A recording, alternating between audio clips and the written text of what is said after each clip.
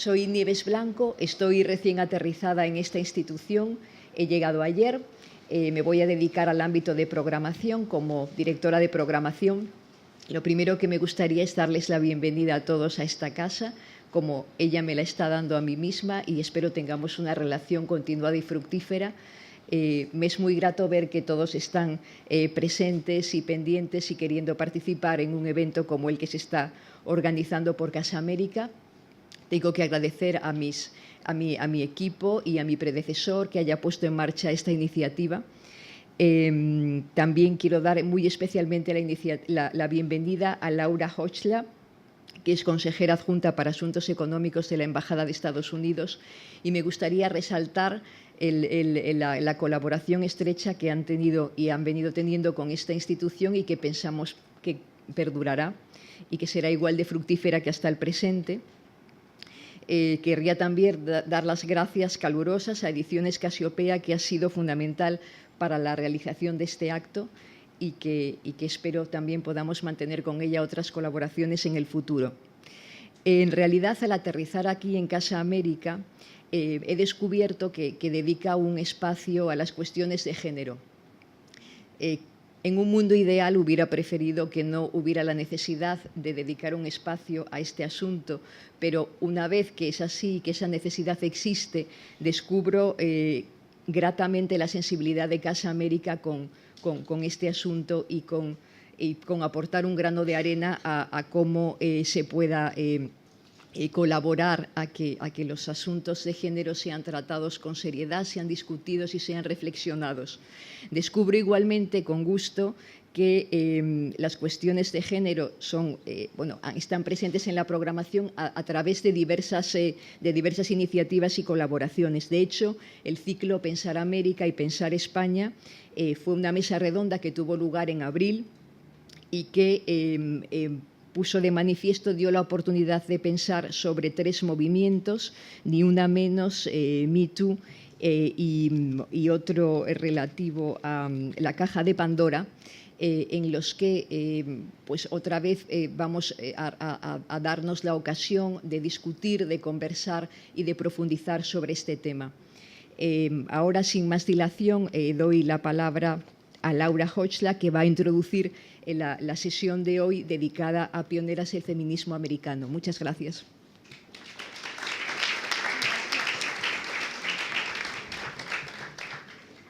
Muchas gracias y buenas tardes. Muchas gracias por venir a este coloquio que hoy celebra a las pioneras del feminismo americano. Quiero agradecer a Casa de América y muy en particular a Amparo García el interés en organizar esta sesión para conmemorar la figura de Victoria Woodhull, la primera candidata a la presidencia de Estados Unidos, y a otras mujeres y movimientos claves de la historia de Estados Unidos. Gracias también a las panelistas que nos acompañan por compartir sus valiosas experiencias y su sabiduría.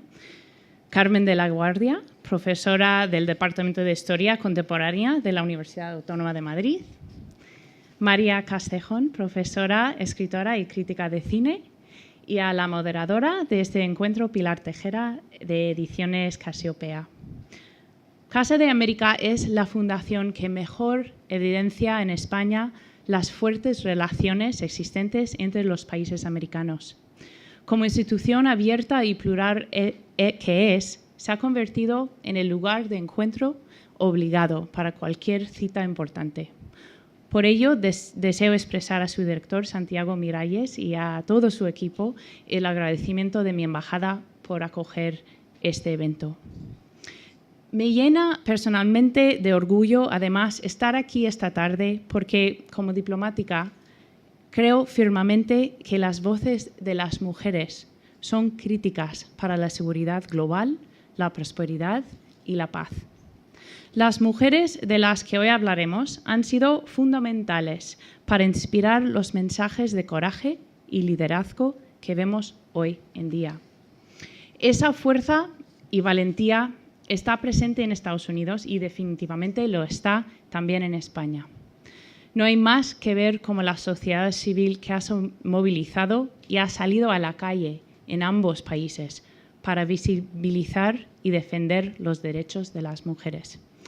Yo estudié en España durante mi carrera universitaria y años después el destino me ha traído de nuevo a Madrid. Así que para mí es un lujo poder vivir todos estos acontecimientos tan de cerca, ya sea participando junto a más de 5 millones de personas el pasado 8 de marzo, que es también cumpleaños de mi hija, como teniendo la oportunidad de trabajar con el gobierno de un país que cuenta con el mayor número de ministras del mundo.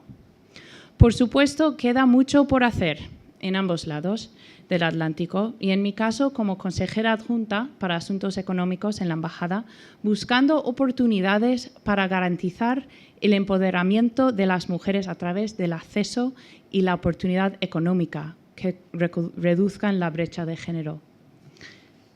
Y sin duda, también desde las instituciones apoyando iniciativas en las que las mujeres sean changemakers, agentes de cambio, trabajando en sociedad, construyendo redes y encontrando un terreno común para lograr las aspiraciones universales de libertad, justicia e igualdad. Es un año muy importante para el feminismo en los dos países y me alegra celebrar hoy junto a vosotros y vosotras la historia de cómo surgieron en Estados Unidos los referentes y movimientos del feminismo americano. También tengo que añadir que asistí a la Universidad Wellesley College, que es una universidad de mujeres, y viví en Claflin Hall, el apellido antes de casarse de Victoria. Y esa universidad también ha sido y era una eje del movimiento del voto femenino. Entonces, para mí es un orgullo personal de estar aquí con vosotros. Muchas gracias a todas y espero que disfrutéis este encuentro.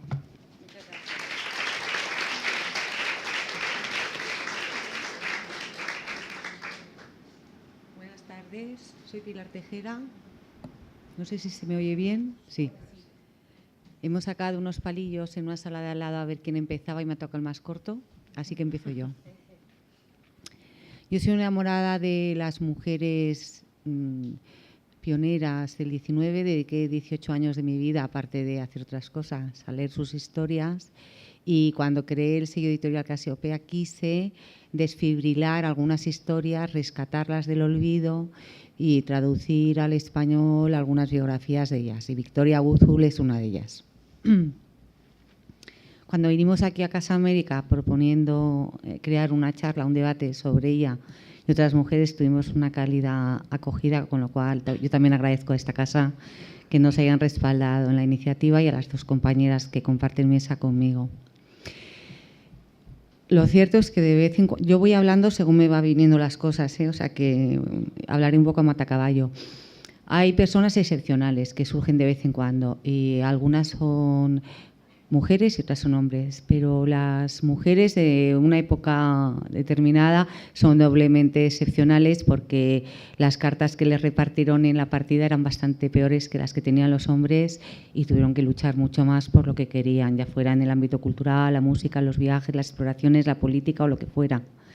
Victoria Woodhull es una de esas personas excepcionales, maravillosas. Yo cuando pedí comprar los derechos al agente literario de Mary Gabriel, que es finalista del premio Pulitzer, no me imaginaba el calado. Yo sabía quién era Victoria Woodhull, hay varias biografías sobre ella escritas en inglés, pero no me imaginaba el calado de este pedazo de figura de la que se ha escrito una ópera, de la que se ha escrito un musical de Broadway y de la que se está filmando una película y de la que se han escrito muchos libros.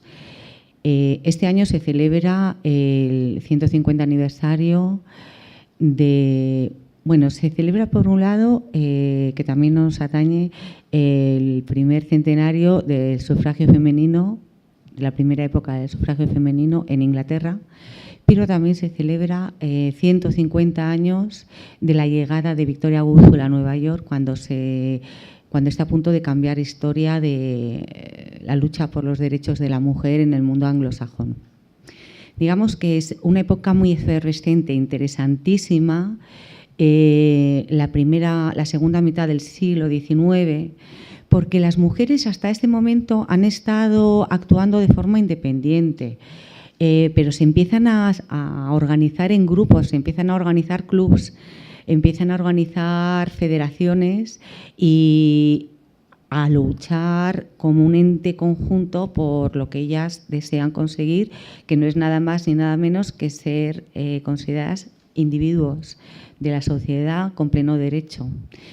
Y en ese momento tan efervescente que están pasando cosas, que la sociedad tradicional, los medios tradicionales, los estratos conservadores están atemorizados porque las están viendo montar en bicicleta por las grandes avenidas en bombachos y la policía las detiene y las están viendo participar en clubs.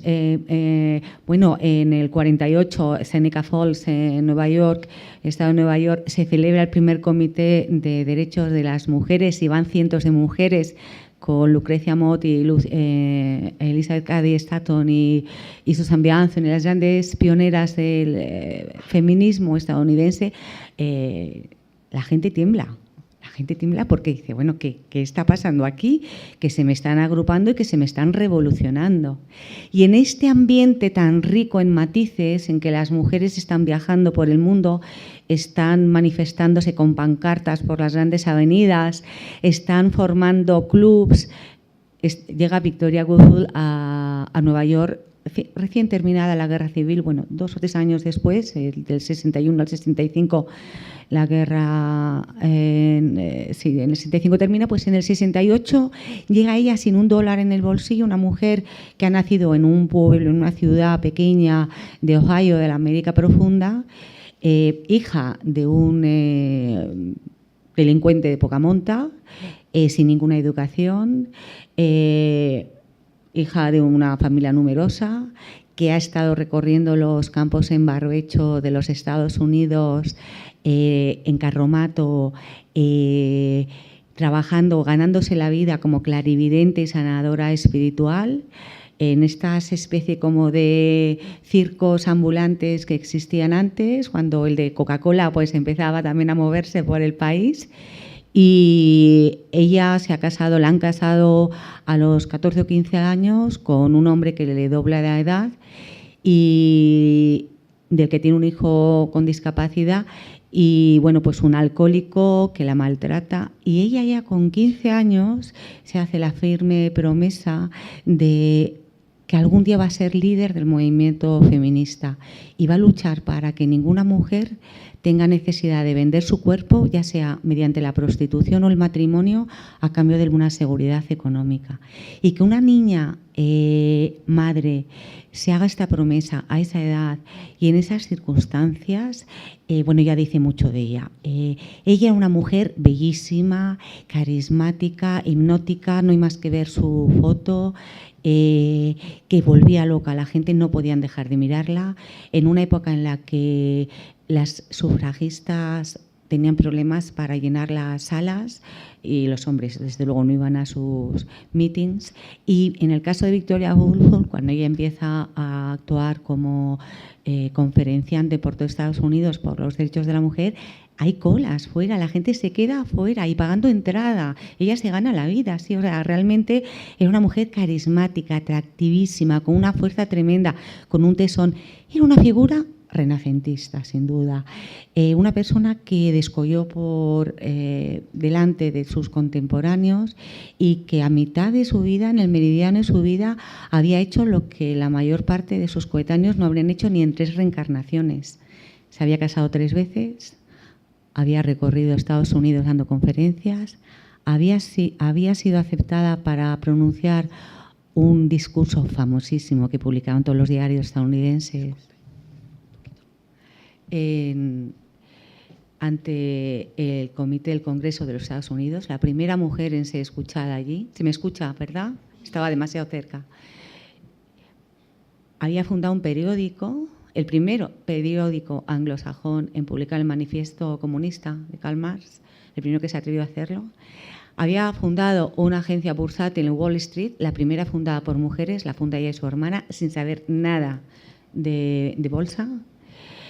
y se había presentado candidata a la presidencia de Estados Unidos. O sea, que quiero decir que era una mujer con una visión de futuro y poliédrico tremenda, con una fuerza arrolladora. Y cuando empezamos a traducir su biografía, que además incluye el famoso discurso que ella hace ante el Congreso de Estados Unidos, estoy mirando la hora porque si no yo empiezo a enrollar y me paso de mis 15 o 20 minutos.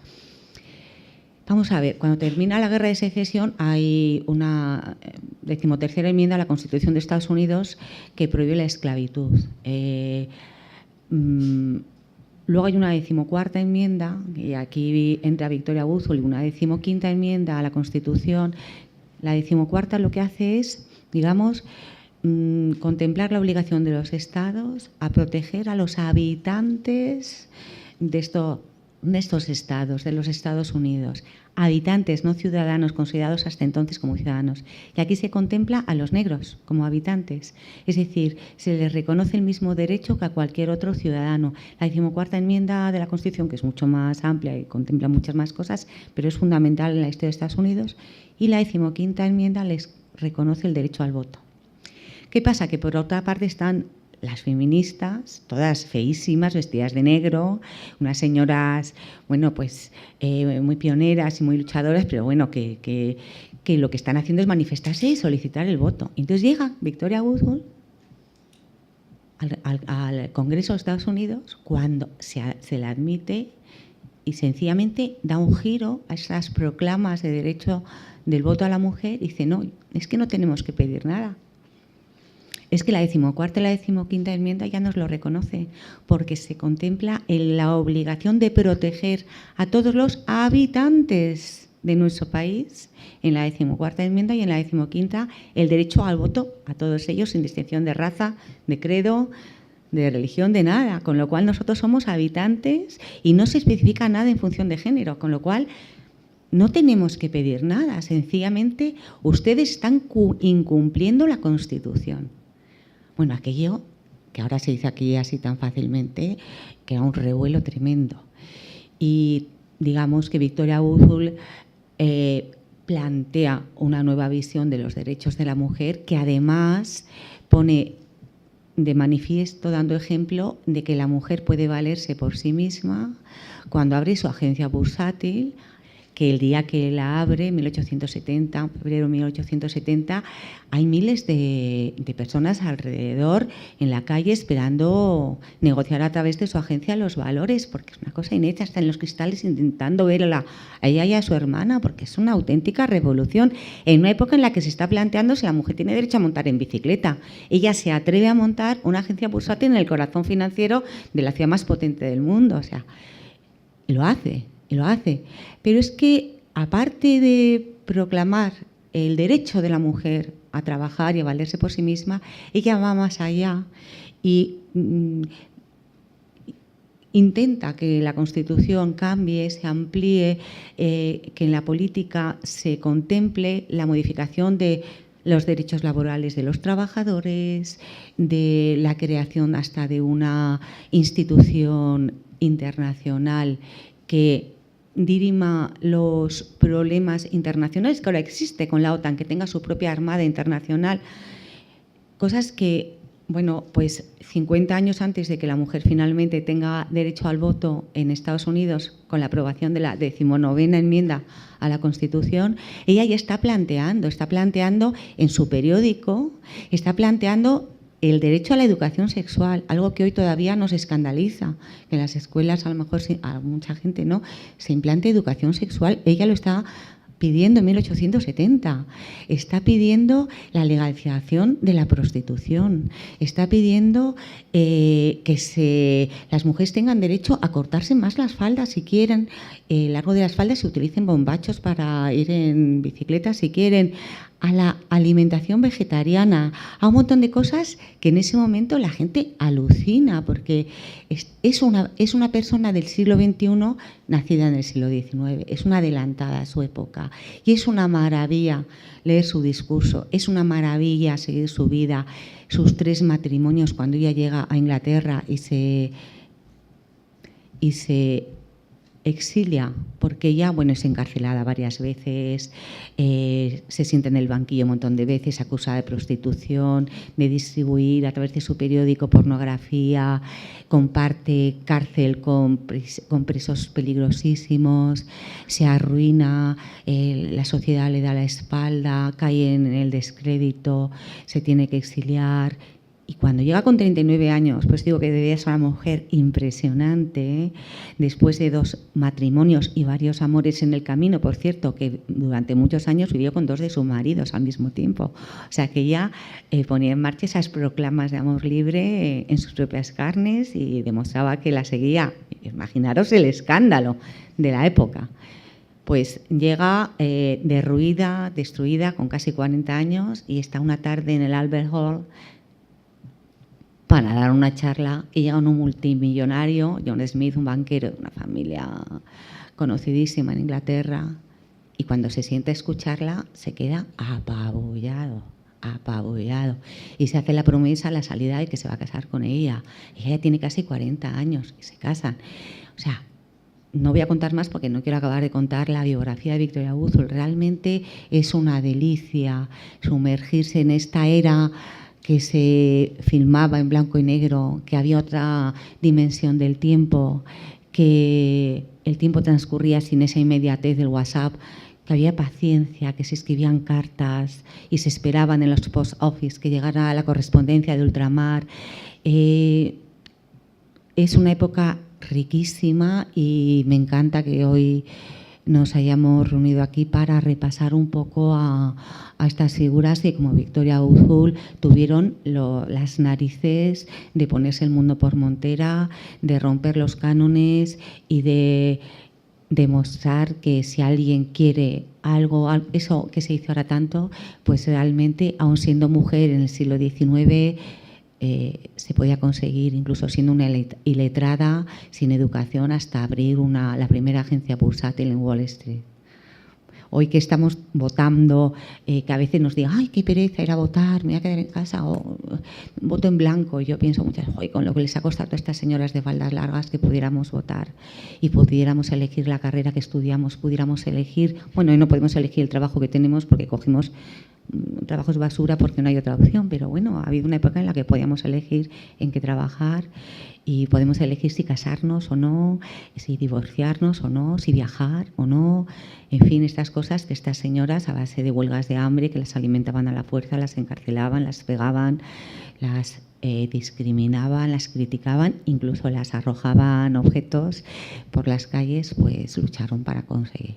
Muchas gracias.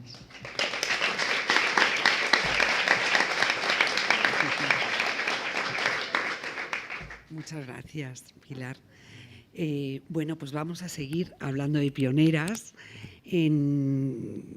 Primero, agradecer a la Casa América y también a la Embajada de Estados Unidos y a vosotros la posibilidad de poder hablar esta tarde de pioneras del feminismo, de pioneras además estadounidenses que dan lugar a uno de los movimientos sociales yo creo que más importantes, que es el movimiento feminista, y movimiento que además lo tenemos que ver que trasciende fronteras nacionales. Las feministas estadounidenses estaban en contacto y están en contacto con las feministas españolas, francesas, británicas, y van a ser diferentes. A mí me gusta mucho lo que ha dicho Pilar de esas mujeres serias vestidas de negro, porque las primeras pioneras de las que vamos a hablar efectivamente son mujeres que pertenecen a la cultura romántica, son mujeres profundamente religiosas, tanto en Estados Unidos como en España. Pensemos en Concepción Arenal. Son mujeres de valores que podríamos llamar rompedores en cuanto a los derechos y a la dignidad del ser humano, pero tradicionales en cuanto a los núcleos donde se asienta esa vida humana, la familia, la nación. Y son mujeres que de alguna manera se van a sorprender con Victoria, no podía ser de otra manera, con este personaje tan rompedor, tan estadounidense también, como es Victoria Woodhull, con las que van a compartir algunas cosas, como es la necesidad de la ciudadanía para todas, pero se van a escandalizar con otras, con aquellas que nos ha contado Pilar, el amor libre, o por ejemplo la sexualidad, la exploración de la sexualidad, el interés por la prostitución, temas que esas mujeres cristianas, protestantes o católicas consideraban que quizá no era todavía el momento. En realidad, como tú muy bien has dicho, se anticipa a su época. Bueno, en el feminismo estadounidense, como en todos los feminismos, ha habido momentos. Por eso, cuando me dijeron grandes hitos del feminismo, ha habido momentos. El momento fundacional, que es donde me voy a detener, donde quiero centrar mi charla, es el del siglo XIX, es cuando surge, pero luego ha habido otros momentos. Ese momento fundacional lo conocemos como la primera ola. Para muchos historiadores, la segunda ola tiene que ver con los años 60, este año que estamos conmemorando el 68, pues ahí lo tenemos que poner. La tercera ola tiene que ver con los 90 y ahora para muchos, desde el 2012, en esa organización que había hecho Casa América, del movimiento Me Too o Ni Una Menos, ahí tenemos una cuarta ola. Yo me voy a detener en la primera, pero algo diré de las otras olas. Insisto, son movimientos transnacionales con características transnacionales. Arrancaba mi charla diciendo que el feminismo tiene que ver con los movimientos sociales. En los 4 momentos, fijaros en el momento que estamos viviendo ahora, y lo decía Laura, es un movimiento de eclosión de la sociedad civil. En el momento fundacional también. De hecho, el feminismo siempre va a darle a mano de otros movimientos sociales. Esa es una característica. Otra característica de todos estos momentos feministas es que las mujeres que luchan en esos movimientos sociales se van a sentir discriminadas, segregadas y en su lucha, en su combate por los demás, se dan cuenta de su propia discriminación. Eso ocurre en todos los momentos del feminismo. Y luego otra característica que tiene que ver con Victoria es que no todas van a estar de acuerdo, que no son movimientos unitarios, que hay enfrentamientos y que son movimientos, como decía, transnacionales. La primera ola está donde surgen estas pioneras magníficas del feminismo, está relacionada con la visibilidad de la pobreza. Es decir, tiene que ver con la industrialización, tanto en el Reino Unido como en Estados Unidos, y tiene que ver con la visibilidad de la pobreza urbana, de la miseria, de la nueva inmigración, de esas ciudades no preparadas para acoger a esos emigrantes, de la enfermedad, de las nuevas plagas, de lo que ellas llaman el alcoholismo, la prostitución. Tiene que ver con esa visibilidad de la pobreza y tiene que ver también con el romanticismo. Es decir, lo que ocurre en 1830-40 en Estados Unidos con la industrialización es que valores que han sustentado a la República, como la razón, como la idea de progreso, son cuestionados. ¿Por qué? Porque han traído miseria, pobreza, enfermedad. Han traído, si queréis, cambios que no pueden asumir con los mismos valores. Entonces surge esa cultura romántica que reivindica otras formas de aprender o de captar la realidad. Esa cultura romántica que reivindica los afectos, los sentimientos, la pasión como formas legítimas o más legítimas que la razón para conocer lo que nos rodea. Si se fijan ustedes, esos atributos, pasión, sentimientos, son los que tradicionalmente han sido representados como femeninos. Las mujeres tradicionalmente han sido representadas como seres de naturaleza, como seres muchas veces irracionales, como seres pasionales, sentimentales. Y son ellas, puesto que se están reivindicando esos valores, las que van a ser llamadas para ser activistas, para mejorar la situación de los demás. Entonces, en los movimientos sociales románticos, el más fuerte es el abolicionismo en Estados Unidos, ha hablado Pilar de la Guerra Civil Americana. En los movimientos sociales románticos habrá mujeres. En los movimientos sociales en España también había mujeres. Y estas mujeres empiezan a viajar, a comprometerse y a hacer aquello que el discurso decimonónico dice que tienen que hacer. Pero las mujeres en el siglo XIX no tenían ciudadanía. No solo no podían votar, eso les va a preocupar menos a estas primeras pioneras. Sobre todo no tenían los derechos mínimos, lo que llamamos derechos civiles, los derechos mínimos para el ejercicio de la libertad individual. No podían comprar y vender, no podían contratar, no podían viajar sin autorización marital, no podían trabajar sin autorización marital, algo que las mujeres españolas de mi generación conocemos bien porque aquí tampoco teníamos derechos civiles durante el franquismo. Por lo tanto, no tenían la posibilidad de hacer aquello que tenían que hacer si querían ayudar a los otros. Y en ese discurso romántico, en ese compromiso de las mujeres con el abolicionismo, es cuando empiezan a compararse con los esclavos. Las primeras abolicionistas, las hermanas Grimké, Sara y Angelina, mujeres de negro muy diferentes a Victoria, serias, religiosas, sureñas. Lucy Stone, la gran oradora, licenciada de Oberlin, una de las primeras mujeres universitarias en Estados Unidos, una oradora espectacular del movimiento abolicionista. Lucretia Mott, cuáquera, como tantos otros abolicionistas.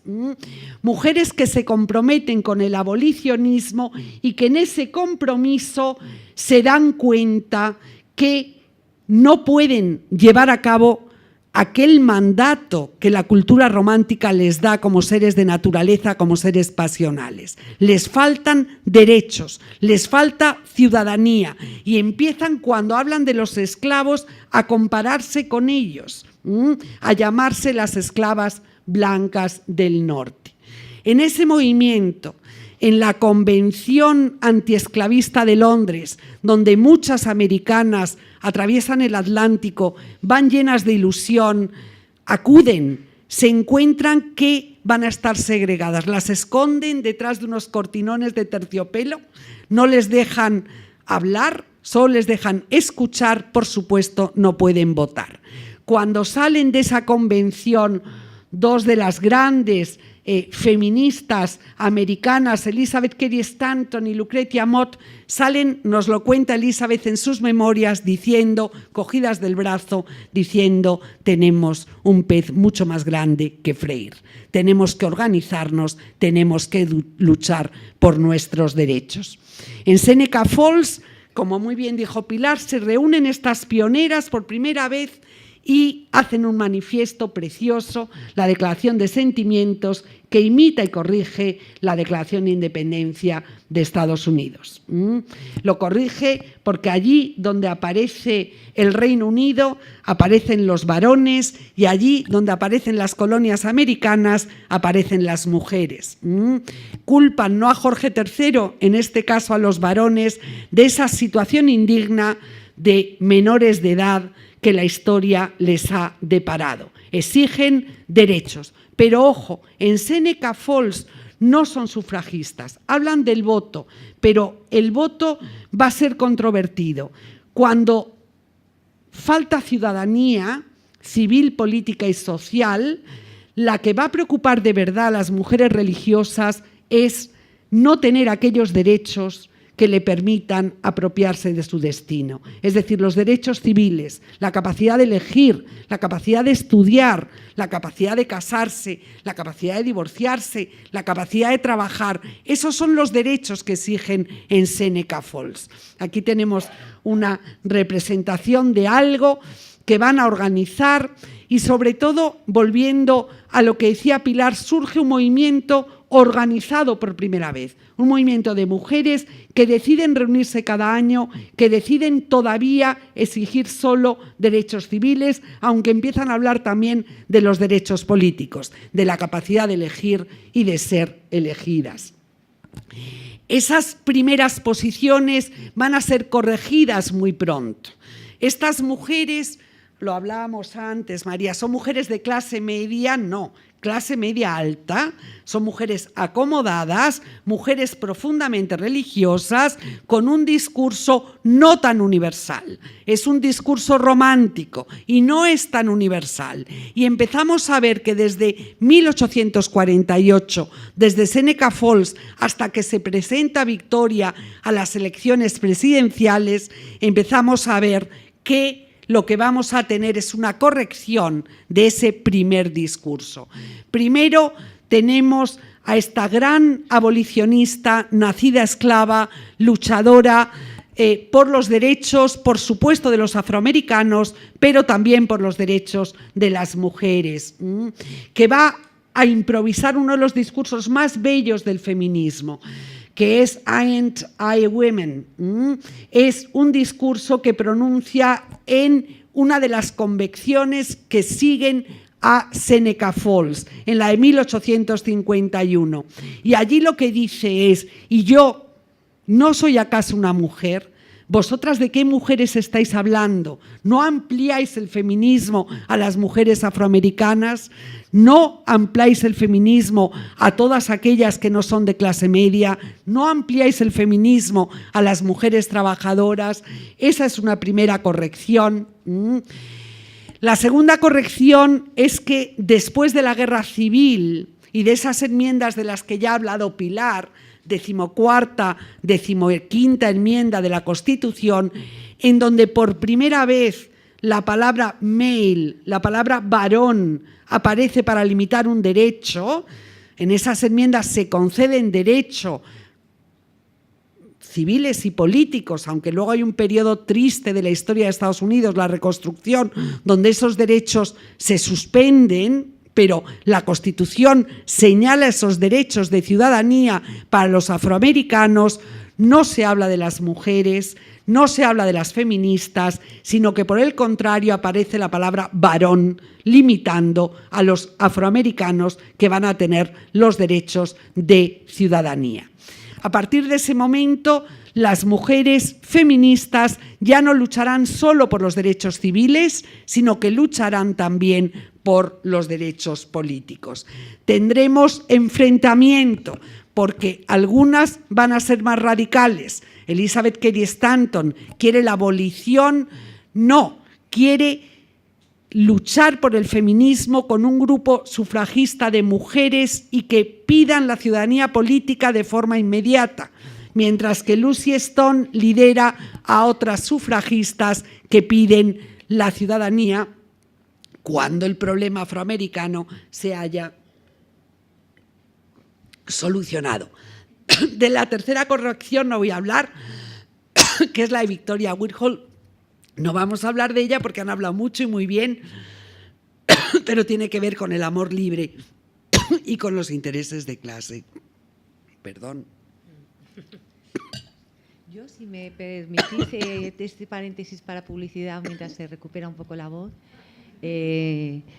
Hay una máxima en Victoria Woodhull que es el derecho más inalienable de la mujer en esta época, que es el derecho a la autopropiedad, que resume todo su movimiento. O sea, las mujeres son propietarias de sí mismas y de su cuerpo. Como decía Elizabeth Cady Stanton a las trabajadoras, recordarles a los patrones donde trabajáis que os traten como trabajadores, no como mujeres. Bueno, en cualquier caso, es ese derecho a la autopropiedad. Yo no soy propiedad ni del gobierno, ni del Estado, ni de mi marido. Soy un individuo. Sí. ¿Te has recuperado? Sí, me he recuperado. Muchas gracias, Pilar. Y luego la otra corrección tiene que ver con el movimiento obrero. Es decir, el movimiento obrero, el sindicalismo americano, como todo el sindicalismo, había excluido a las mujeres.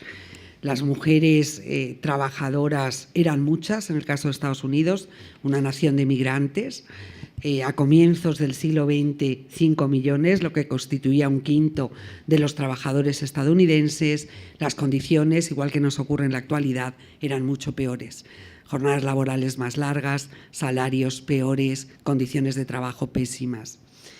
Entonces, las mujeres trabajadoras en esta primera ola también quieren reivindicar sus derechos. Hay una fábrica y una huelga, como saben ustedes, emblemática, que es la fábrica que vemos arder. Es 1911, hay una errata ahí.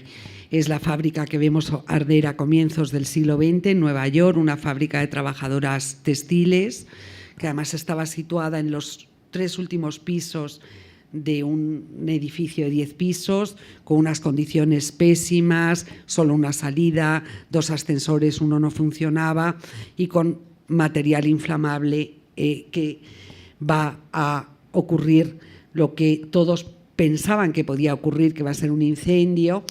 Entonces, las mujeres trabajadoras vinculadas al Partido Socialista Americano, vinculadas al anarquismo, recordemos que Emma Goldman, que estuvo después aquí en la Guerra Civil Española, es una líder feminista del anarquismo americano, van a introducir otras exigencias a ese primer feminismo. ¿Qué logros van a tener? Pues el primer logro es que efectivamente la mayor parte de los estados de Estados Unidos van a ir dotando a las mujeres de derechos civiles. Recordemos que la ciudadanía civil y política, en el caso de Estados Unidos, es competencia de cada uno de los estados. La naturalización es competencia de la Constitución Federal. Entonces, derechos civiles, por supuesto, hay un marco legal que tiene que ver con la propia Constitución, que es la ley fundamental. Pero en diferentes estados vamos viendo que las mujeres logran derechos civiles mucho antes que en Europa, por supuesto, mucho antes que en España. Y también vamos a ir viendo derechos políticos.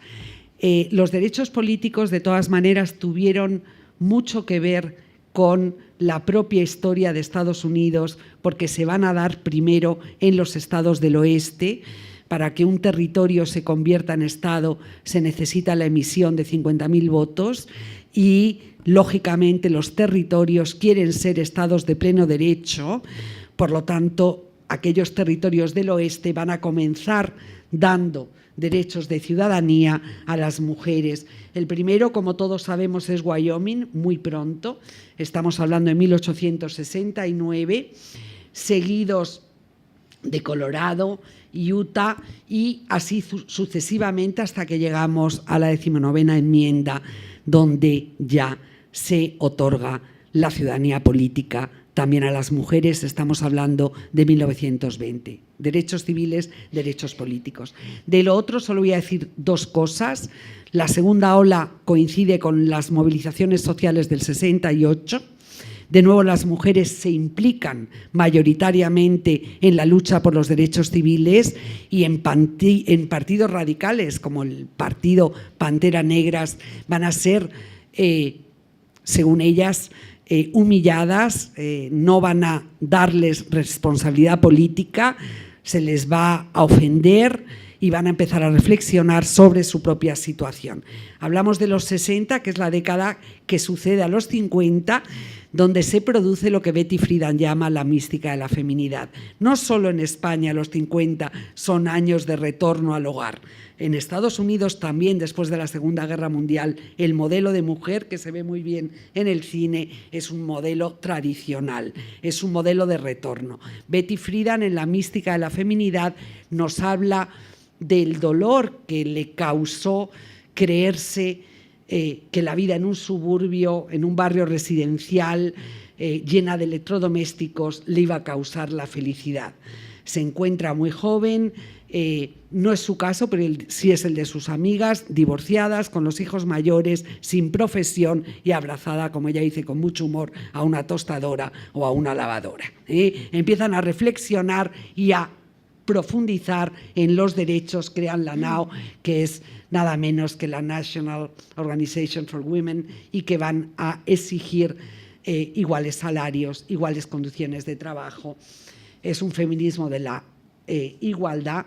La tercera ola, 90, son feminismos diversos, son feminismos de la diferencia, son feminismos que utilizan nuevos conceptos de los que nos va a hablar María, yo creo, interseccionalidad, van a hacer una reflexión teórica muy importante, vamos a tener muchos grupos ecofeministas, feministas, lésbicas, feministas radicales. Aquí tenemos a las Gorilla Girls, que es esta maravillosa organización activa. Tuvimos una exposición en el Matadero hace 2 años fantástica de artistas que buscan una representación igualitaria en los museos y que llevan años apareciendo, las Guerrilla Girls, perdonar, llevan años apareciendo con esas máscaras y esos disfraces, y en la actualidad estamos en la 4ª ola que estamos viviendo todos, que no hace falta que explique, tanto en Madrid como en Nueva York, como yo creo que en todo el mundo. Yo creo que ahora en la 4ª ola son las mujeres, es el feminismo, el movimiento social que lidera los nuevos movimientos sociales. Muchas gracias.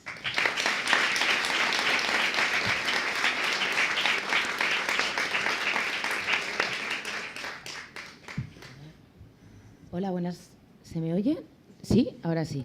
Hola, buenas tardes, Arratsaldeon, y bueno, pues muchísimas gracias por haberme invitado a esta charla y sobre todo, además, con esta introducción histórica que han hecho mis compañeras, pues la verdad que está muy bien. Al plantear la charla, ¿no?, sobre pioneras del feminismo americano, pues yo creo que siempre nos pesa en el imaginario, ¿no?, que una de las pioneras más importantes a nivel norteamericano son las sufragistas, ¿no? Entonces me parecía bastante interesante hacer un recorrido sobre cómo se ha representado a las sufragistas en el cine.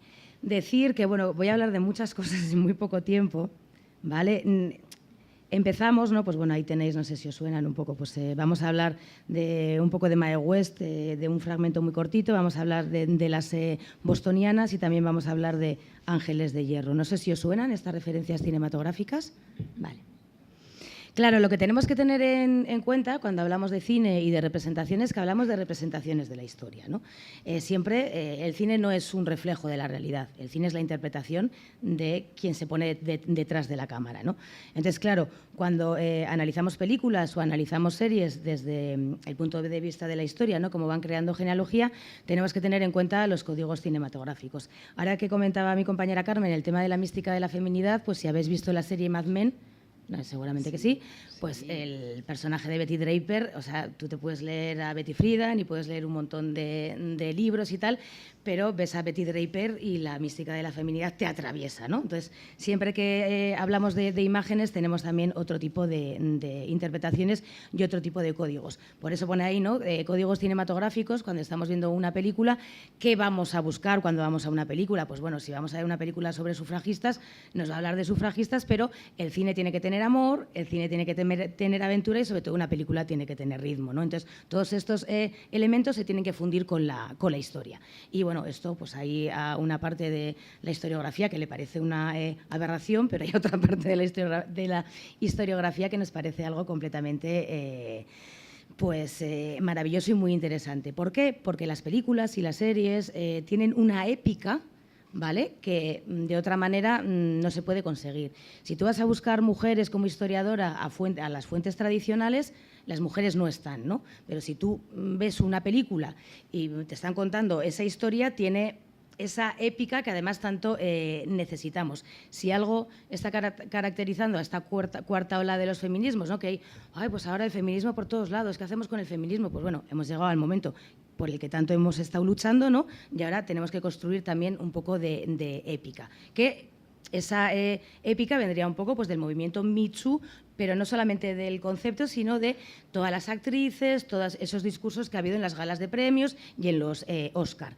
El riesgo de la épica en según qué películas pues puede pasar que, como no hay muchas películas sobre sufragistas, es que tengamos un exceso de épica y que se nos presenta a las sufragistas como unos seres maravillosos sin tener en cuenta otros conceptos que vienen también de esa cuarta ola, como la interseccionalidad o la transversalidad, ¿vale?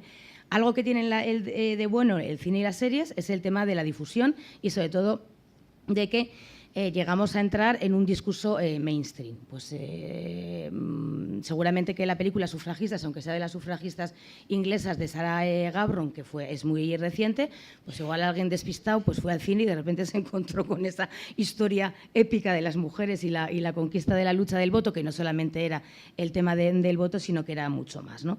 Entonces, todo esto hay que tenerlo bastante en cuenta a la hora de analizar productos audiovisuales.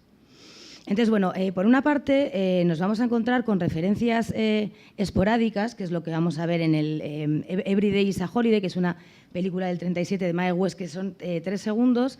Vamos a ver también un fragmento de Mary Poppins, que es inglesa también, pero como está ahí un poco a caballo, también hay una referencia muy interesante que está en La carrera del siglo, de Blake Edwards. Esa no nos va a dar tiempo, pero ver, ¿no?, cómo esta imagen es mucho más anecdótica, y sobre todo en Mary Poppins o en La carrera del siglo es la típica loca histérica que aparece por ahí, ¿no?, sin ningún tipo de contexto.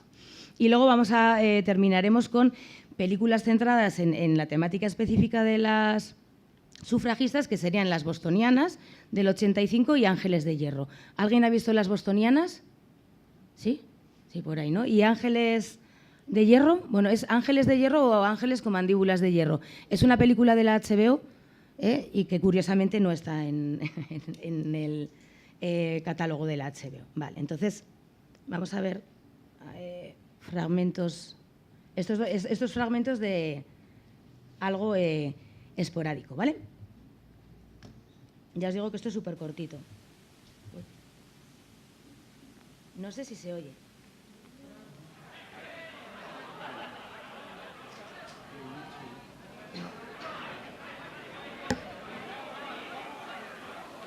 What are we going to do?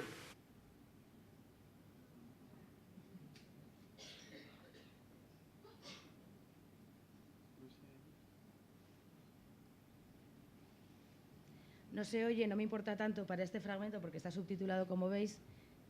¿Ya está? No, este no. ¿Habéis tenido ocasión de leer los subtítulos? Ya me siento mejor, mamá. Pero no me digas niño, por favor. Para mí siempre serás mi niño lindo, mi chiquito. Eso les digo. Dolores, mi amor. ¿Podrías prepararle un café a mi mamá, por favor? No, esto no. Sí, por supuesto.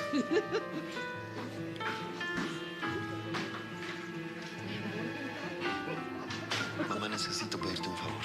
Pero esto ni siquiera es Necesito que te un vengas a disco duro, vivir con nosotros cuanto antes. Vivir aquí con Dolores. Oh, Dios me libre. Esa víbora es capaz de mandarme a un hospital a mí también. Mamá, te necesito aquí, de verdad. ¿Pero para qué? El seguro médico pronto traerá una enfermera. Y además, pues ahora con tu ausencia voy a estar muy ocupada en la editorial. Mamá, es que tengo miedo. Bueno, ha sido invocar a Mae West y... Dolores, me caigo por otro, que me vaya a dejar por otro. No, lo que pasa es que si hablo se solapa, ¿verdad? Es un Mamá, poco... por favor. Los hombres no lloran. Es que no está aquí, no. Sí, aquí tienes no que es. ayudarme, Leonor. No. ¿Te imaginas a la arpía de mi suegra metida aquí? No podría salir nunca. Ándale. Además, tú eres una magnífica enfermera. No tienes esposo, hijos. Eres la candidata perfecta. ¿Qué me dices? La única solución es llevármela conmigo a la oficina. Ay, mamá. Mamita, Dolores nunca ha trabajado en una oficina. Bueno, pues ya es tiempo de que lo haga y qué mejor que ahora, ¿verdad? La puedo colocar en un puesto sencillo allí en la oficina.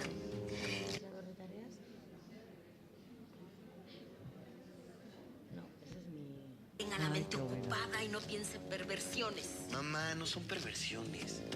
Es una condición biológica que tiene Dolores, nada más. Hoy en día, Luego mijo, cuando se vayan, mueves la puerta. le Tan. Hay 2 puertas, ¿eh? Esta y aquella. Se ha metido con un canal que no es nuestro. Bueno, yo puedo seguir. Van a regalar unos... Bueno, yo voy... ¿Se me escucha? Sí, vale, yo voy a seguir Mae West, ya os digo que estaría encantadísima. Esto es bastante más anecdótico, pero me parece muy interesante porque es una película del estaba puesto del 33 o del 37, y dentro de la filmografía de Mae West, que además Mae West tuvo un éxito espectacular en su época, es muy raro que no tengamos mucho conocimiento sobre ella, pero eso sería otro tema, ¿no? Entonces, dentro de sus películas frenéticas, del mundo del AMPA, del mundo del circo, en según qué casos, en Every Day is a Holiday, bueno, le está organizando una campaña a un novio que le drogan y tal, y entonces ella, claro, dice, pues bueno, si no aparece el candidato, voy yo, ¿no? Y entonces dice, no, es que tenemos un problema porque no es constitucionalista, ¿no? Y entonces dice ella, no, soy sufragista. Entonces, claro, esta breve pincelada, imaginaros, en películas súper populares, ¿no?, que van un poco calando en el imaginario. Vamos a ver a la madre de Mary Poppins, ¿no? ¿No? Vale, bueno, yo sigo, ¿vale? Entonces, luego, si no, vamos recuperando los fragmentos. En la madre de Mary Poppins, que es la secuencia inicial, ¿no?, cuando la señora Banks va ahí, y luego a mí me gusta mucho poner este fragmento porque ¿cuántas veces hemos visto esta película sin tener ni idea de ese significado, de que era esa señora locuela que no se enteraba absolutamente de nada y que cantaba bellas, cuando cantamos. Entonces es muy interesante y sobre todo va en esta línea de esta representación inicial que decía que enlaza con la carrera del siglo, de este momento inesperado y de locura en la que aparece la sufragista, ¿no? Entonces, claro, en una película como Mary Poppins, que además van a estrenar la segunda parte dentro de poco, o sea que es una película muy, muy interesante en el imaginario. Luego tenemos la película de las bostonianas, que no sé, a mí me parece una película muy horrible y os voy a contar por qué. Porque claro, esto no es decir voy a elegir qué películas veo, ¿no?, sino qué pocas películas hay sobre las sufragistas. A ver, Las bostonianas está basada en la novela de Henry James, que es además bastante coetáneo a todo lo que estaba pasando con las sufragistas. Se sitúa en Boston en el año 1875 con los personajes de Olive, Verena y Basil, ¿no?, que son personajes ficticios. Entonces, algo que llama mucho la atención de la película es que a mí me parece francamente misógina, ¿no?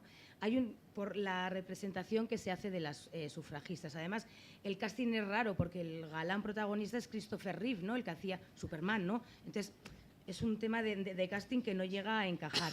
La película empieza con una secuencia de 3 minutos de órgano, lo que nos indica que va a ser una película bastante lenta, ¿no?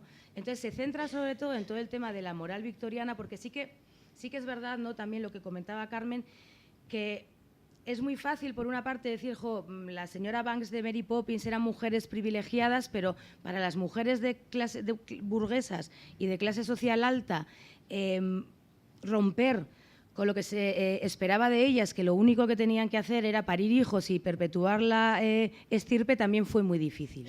Y además, como se ve también en la película Sufragistas, en la inglesa de Sarah Gabron, muchas de las mujeres eran ricas, pero si sus maridos las querían dejar sin dinero, ellas no podían gestionar ese dinero, ¿vale? Entonces, las bostonianas está dentro de solamente esta clase aristócrata. Además, de hecho, hay una relación de posesión y una relación bastante truculenta entre la sufragista mayor y la sufragista más joven, a la que la va introduciendo en el sufragismo. Hay cierta misoginia en general en la película de las bostonianas. Se ve el sufragismo, como comentaba también Carmen antes, como una causa cuasi religiosa a la que se consagra la vida. Se fomenta una imagen no de señoras de sombrero negro, sino de retorcidas solteronas, ¿no?, que todo lo que tiene que ver con el imaginario es muy potente, y hay algo que... Ahí está la trampa, y yo creo que la misoginia central de la película es que la película, la tesis que presenta es a esta joven, ¿no?, decir, o te vas con las sufragistas o te casas. No hay una opción media de decir, pues oye, ¿no?, lucho por el sufragio y me caso. Entonces está planteada desde esa forma, aparte de que la película es un auténtico rollo de ritmo, ¿no? Y dices, pues no hay discurso político, que no tiene por qué tenerlo, pero pues tiene ahí su... Seguimos con televisión. Vale, algo también es la historia de... ¿Ya estamos? Vale. Es la historia de amor entre las protagonistas de las bostonianas, que la mujer mayor, pues bueno, tiene un control y unos celos hacia la más joven, ¿no? Hay una atmósfera muy densa y una historia de amor y de pasión entre ellas, que llega un momento en el que se puede llegar a representar incluso con besos, que es una cosa bastante llamativa. Así, mira, estas son las bostonianas, pero lo que no entiendo es por qué salta solo.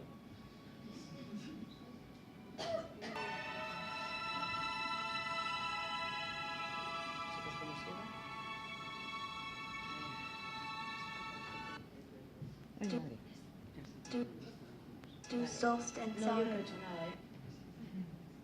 Bueno, yo sigo porque si no me voy a poner. Vale. ¿Y ahora por qué no se me ve esto? ¿Lo veis maximizado? No, claro, es que no me sale en...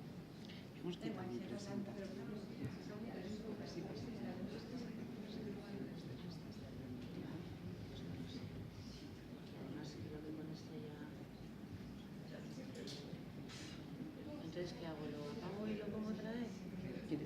Sí, me lo quitas. Y bueno, por acabar un poco de esta forma con el tema de las bostonianas, algo que caracteriza al sufragismo y sobre todo al movimiento de la primera ola es que las mujeres toman la calle, ¿no? Y además es muy interesante, tiene mucha potencia ver cómo esas mujeres, como se comentaba también antes, aparte de ir en bicicleta, aparte de empezar a consumir en los grandes almacenes, estaban en las calles luchando por sus derechos, ¿no? Es algo que sí que se ve en Ángeles de Hierro, ¿no? Entonces, en las bostonianas, con esta atmósfera tan de salón y tal de 2 horas que no salen ahí, pues bueno, se rompe un poco con el tema. Un momentito.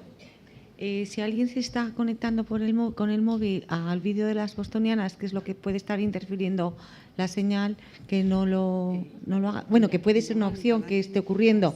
Entonces, si alguien, porque se está viendo que hay una señal que interfiere la conexión y puede venir a través de un móvil.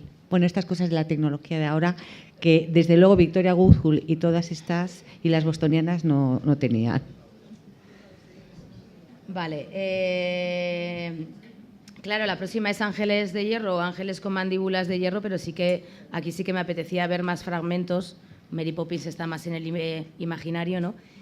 Sobre todo por la importancia y porque además quiero que se vea el PowerPoint. Ahora ya no se ve nada, ¿no? ¿El qué, perdona? Sí. ¿Sabes qué pasa? Que es que ni siquiera tenemos curso. ¿No? No sé si intentando yo por terminar con él o si no, sigo con el discurso desde el ordenador por terminar porque me da rabia no terminar y luego, bueno, pues si podemos ver y si no, supongo que todo el mundo esta noche vais a ver Ángeles de Hierro, claro. Con las expectativas. O Mary Poppins. Bueno, vale, en Ángeles de Hierro sí que está basada en personajes históricos, Alice Paul, Lucy Barnes y Inés Mulholland, y son las sufragistas de la segunda generación, ¿no? Dentro de que estamos todavía en la primera ola. Y lo que nos están planteando es cómo una nueva generación de jóvenes sufragistas ven que después de 64 años de lucha por el sufragio, eso es, ya estamos, únicamente en 9 estados han conseguido el derecho al voto, ¿no? Entonces ellas se rebelan un poco contra estas mujeres del sombrero negro.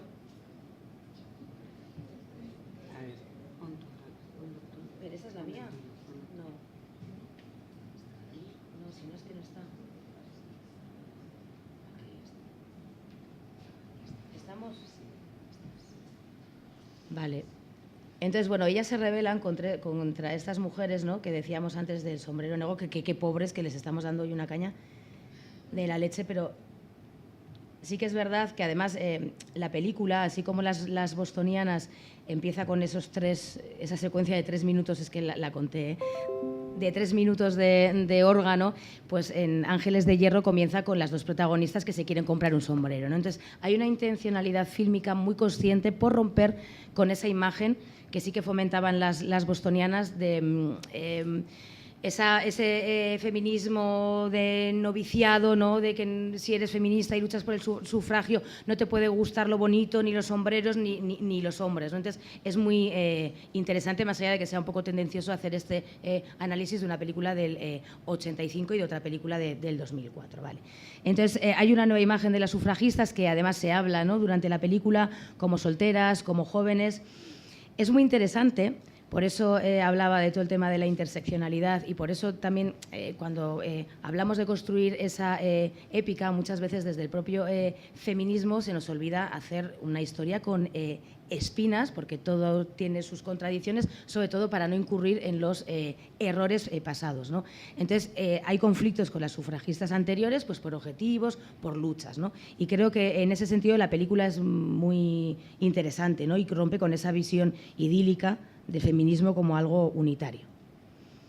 Sí que se lucha también un poco con esa superioridad moral que comentábamos algo que está en la declaración de Seneca Falls, en la declaración de sentimientos. Hay mucha acción en el espacio público, es muy espectacular todas las manifestaciones que hay. Una manifestación que tuvieron el 3 de marzo, creo que fue de 1919, ¿no? Toda la organización que suponía.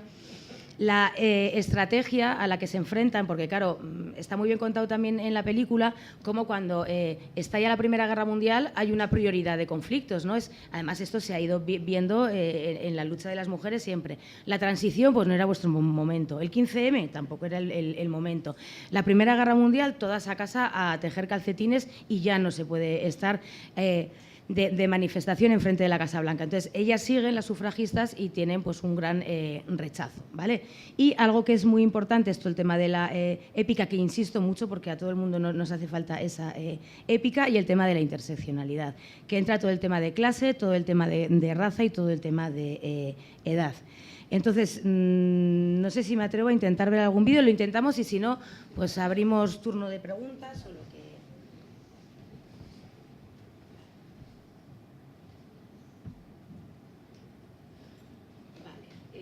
Bueno, vamos a probar con la señora Banks.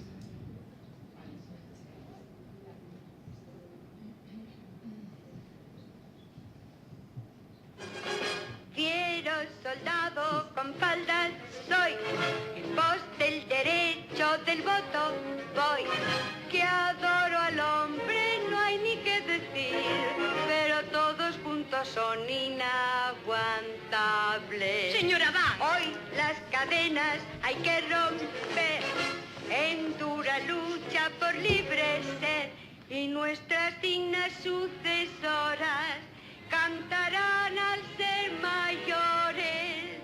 Por ti, vota la mujer. Me parece muy bien, pero ya que habla usted de romper las cadenas, De Kensington a Billingsgate, un grito solo hay, pues pide el sexo débil ser al varón igual, por la igualdad en el vivir y en el vestir también. Tenemos todas que luchar en guerra sin cuartel. No más humillaciones ni más sufrir. Prefiero pelear hasta morir o hasta vencer. desearía hablar con usted, señora Banks. Hoy las cadenas hay que romper. Señora Banks. En dura lucha por libre ser. Y nuestras dignas sucesoras cantarán al ser mayores. Por ti, Señora Banks. por ti, Señora Banks. por Señora Banks. Bueno, pues esta es la señora Banks, ¿no? Que sí que está... Es muy interesante desde el punto de vista de la representación, cómo está representada como una mujer absolutamente atolondradilla, ¿no? Ella está ahí, además, con todo ese ejército de cocineras y tiene que venir la otra, ¿no? Va a hacer así para solucionar todo en su casa, ¿no? Que luego también es interesante el tema de Mary Poppins. En Ángeles con mandíbulas de hierro, porque la carrera del siglo sigue un poco esta misma línea con Natalie Wood. A ver qué os pongo, porque de las trabajadoras y de las negras, bueno, pues todo lo que tiene que ver con la épica, que creo que es interesante, que hemos visto pues otro tipo de luchas, ¿no? De pues los derechos de negros, negras, de la liberación de Irlanda y todo ese tipo de cosas, ¿no? Que han sido tan importantes las películas, pues qué es lo que puede suponer desde el punto de vista de la épica.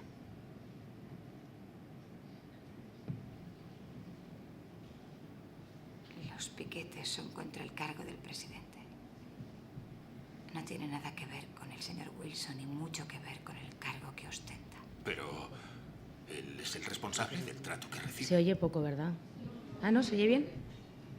Creo que aquí me envió un comisionado de distrito. Se llama a sí misma sufragista.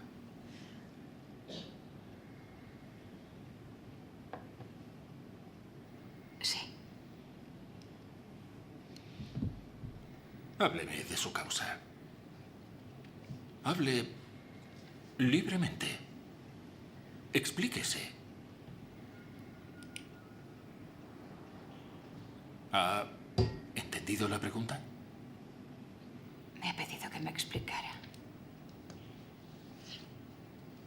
Pero me pregunto qué hay que explicar. Debería estar muy claro.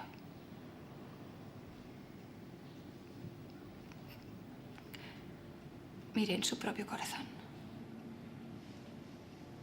Le juro que el mío no es diferente. Usted quiere ocupar un lugar en los oficios con el que pueda ganarse el pan. Yo también. Usted quiere tener algún medio para expresarse. Alguna forma de satisfacer sus ambiciones personales. Yo también. Usted quiere una voz en el gobierno bajo el que vive. Yo también. ¿Qué hay que explicar?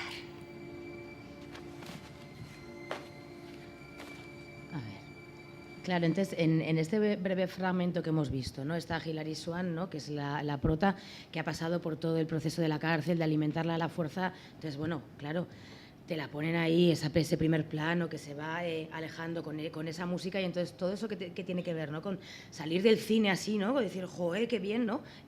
Sí que lo pueden permitir estas películas. Algo también que permiten las películas y que decía un poco al principio es todo el tema pues, del amor, y aquí sí que entre las compañeras tienen esas conversaciones de decir, pues oye, yo no voy a renunciar a ser madre, la otra no quiere renunciar, que es algo también muy lícito.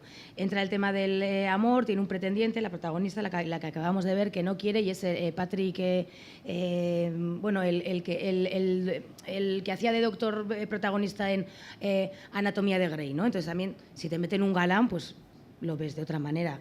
Igual yo no, pero gente que conoce ese tipo de referentes por otro tipo de series y tal, está muy bien. No sé si tenemos tiempo para ver algún otro fragmento, ¿sí? Vale, pues os voy a poner el principio para que veáis además.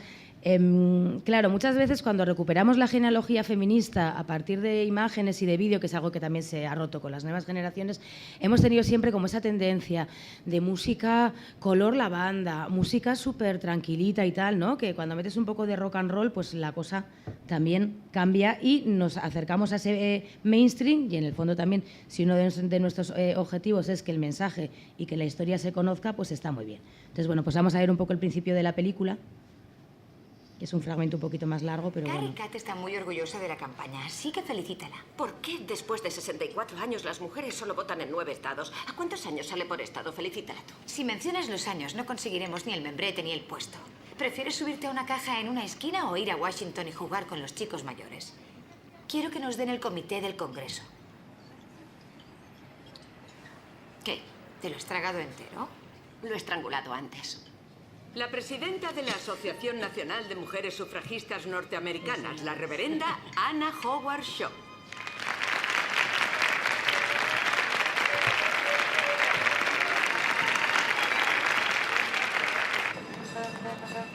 No nombres a las británicas. Shaw cree que utilizan tácticas despreciables.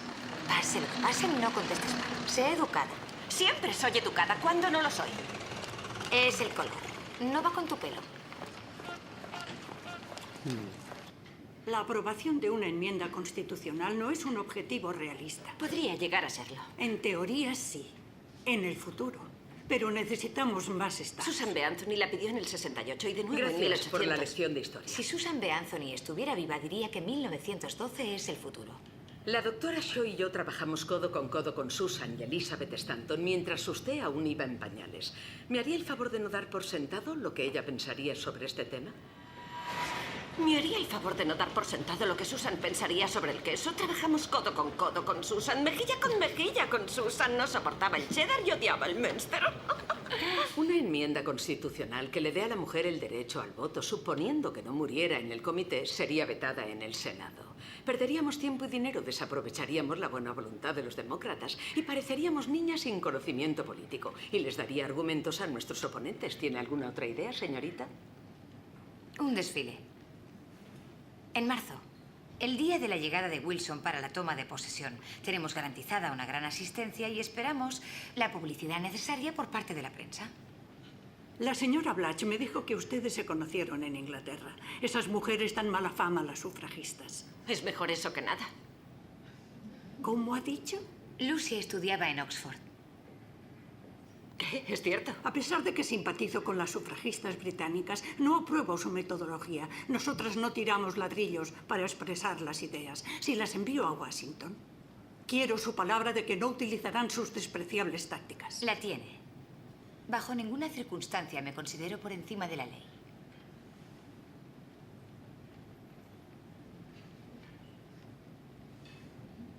Puede ocuparse del comité de la asociación en Washington. Organice su desfile, señorita Paul. Gracias. Tendrán que recaudar sus propios fondos. Claro, es que fijaros en esta... Dan ganas, ¿eh? Fijaros en estos 2 minutos y medio, en estos 3 minutos... La crítica a las sufragistas inglesas por su... no todas, ¿no? Pero por la parte que se decantó por la violencia. Las señoras del sombrero negro que hemos estado... Venga, comentarlas. La diferencia de estrategias, la diferencia generacional. Es muy, muy interesante. Y ya es el último que os pongo. Cuando están... este sí que es breve, pero cuando están organizando el desfile... Ida Wells Barnett, de la delegación de Chicago.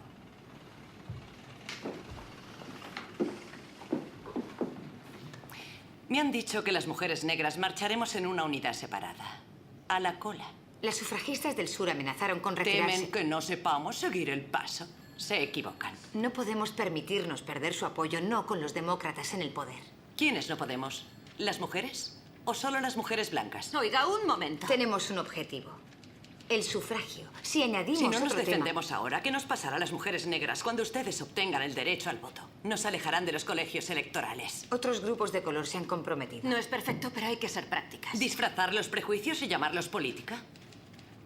Esperaba algo más de una cuáquera. Marcharé con mis iguales o no lo haré. Lo entiendo.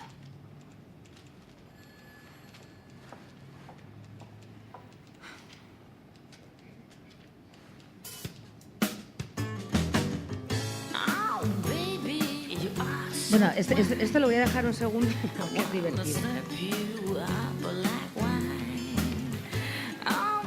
¿Lo tienes bien cogido? Venga, un poco más. Ahora está mejor.